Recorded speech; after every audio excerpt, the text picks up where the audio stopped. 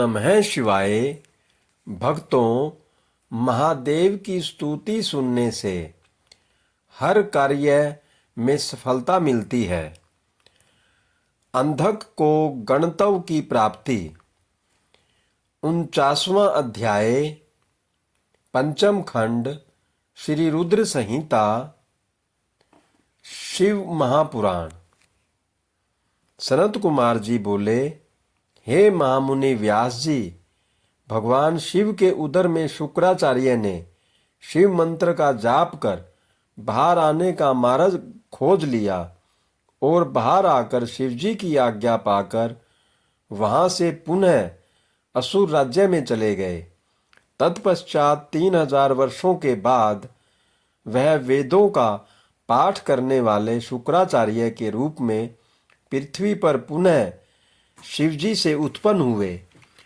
दूसरी ओर अंधक को भगवान शिव ने अपने त्रिशूल पर उसी प्रकार लटकाया हुआ था। दैत्य गुरु शुक्राचार्य ने देखा कि दैत्यराज अंधक उसी त्रिशूल पर लटका हुआ है जिस त्रिशूल से देवाधिदेव भगवान शिव ने उसे मारने के लिए आघात किया था। उसे देखकर उन्हें आश्चर्य हुआ कि अंधक के प्राण अभी तक नहीं निकले हैं और वह उसी प्रकार त्रिशूल पर लटका हुआ भगवान शिव के 108 नामों से उनकी स्तुति कर रहा है।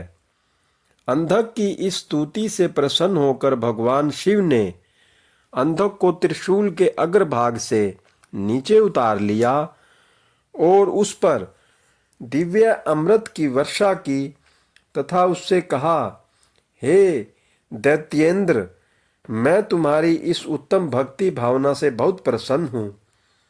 तुमने नियम पूर्वक मेरी आराधना की है। तुम्हारे मन में जितनी भी बुराई और पाप थे वे सब तुम्हारी शुद्ध हृदय से की हुई स्तुति से धुल गए हैं और तुम्हें पुण्य की प्राप्ति हुई है। मैं प्रसन्न हूँ। तुम जो चाहो वर मांग सकते हो। मैं तुम्हारी कामना अवश्य ही पूरी करूंगा। भगवान शिव के ये अमृत वचन सुनकर दैत्यराज अंधक बहुत प्रसन्न हुआ और बोला, भगवान, मैं दोनों हाथ जोड़कर आपसे अपने द्वारा किए गए हर बुरे कार्य और अपराध के लिए क्षमा मांगता हूँ। आप मेरे अपराधों को कृपा पूर्वक क्षमा करें।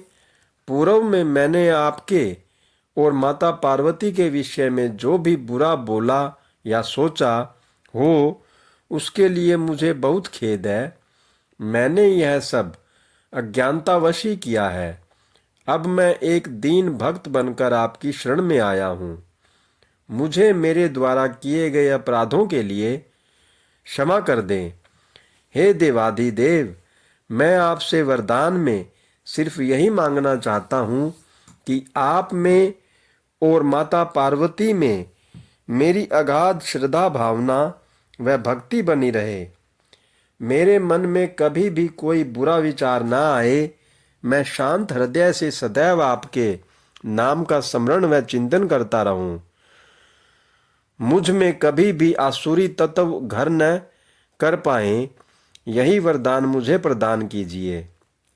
अंधक यह वचन कहकर पुनः भगवान शिव और माता पार्वती के ध्यान में मग्न हो गया। भगवान शिव की कृपा दृष्टि उस पर पड़ते ही उसे अपने पहले जन्म का स्मरण हो गया। उसके सभी मनोरथ पूर्ण हो गए। भक्त वत्सल भगवान शिव ने प्रसन्न होकर अंधक को अपना गण बना लिया और उसे उसका इच्छित वरदान प्रदान किया। ओम नमः शिवाय। हर हर महादेव। जय भोलेनाथ। जय शिव शंभू। जय महाकाल। सभी भक्तों पर जो आपकी कथा को सुन रहे हैं कृपा दृष्टि बनाए रखना। सभी को इच्छित फल